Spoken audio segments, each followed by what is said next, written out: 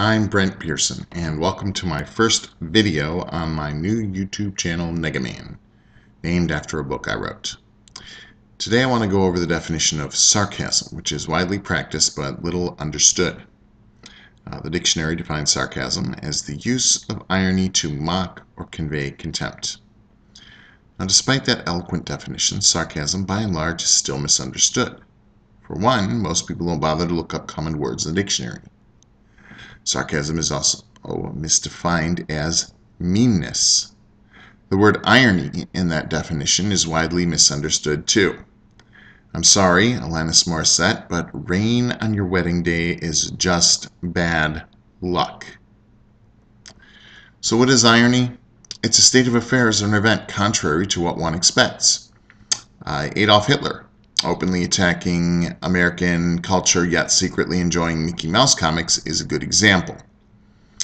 So if one of Hitler's officers asked him if his collection of Mickey Mouse comics was going to be included in that night's book burnings, that would be a good example of sarcasm.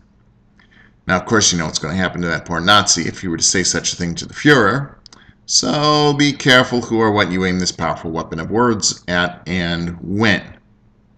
Sarcasm should only be used among your least sensitive of associates. That is, unless you're forced to associate with people who you don't like, who continually say and do stupid things that mess with your life. Then let them have it. And let them have it with the most wondrous aspect of sarcasm.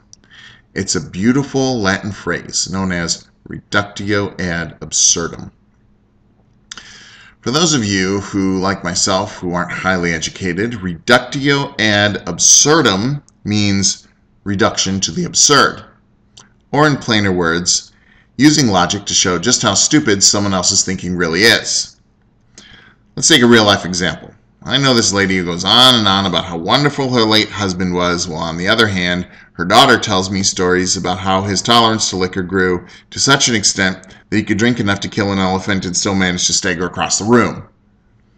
I knew the latter to be true. The guy swore like a sailor on crack around me and my children. Yet, whenever I let out the most minor of expletives, he'd say, "No swearing in my house." To which I'd respond, "Why? Are you worried I might catch up to you?"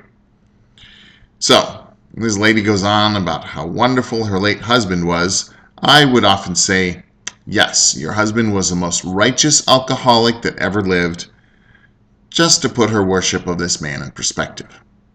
Reductio ad absurdum. Reducing flawed logic to an absurd outcome.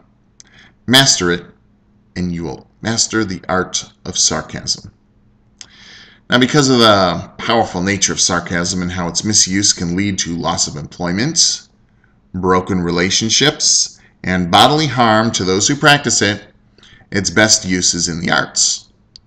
From the use of irony in Greek plays to the popularity of Chandler Bing on the TV show Friends to clever Facebook postings, sarcasm has a safe place in the entertainment and social networking industry.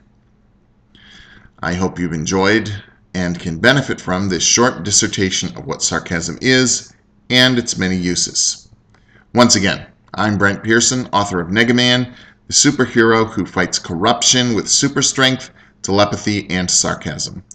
For more, read my book, subscribe to my YouTube channel, and like my Facebook page, Sarcasm, the Intelligent Way to be Mean.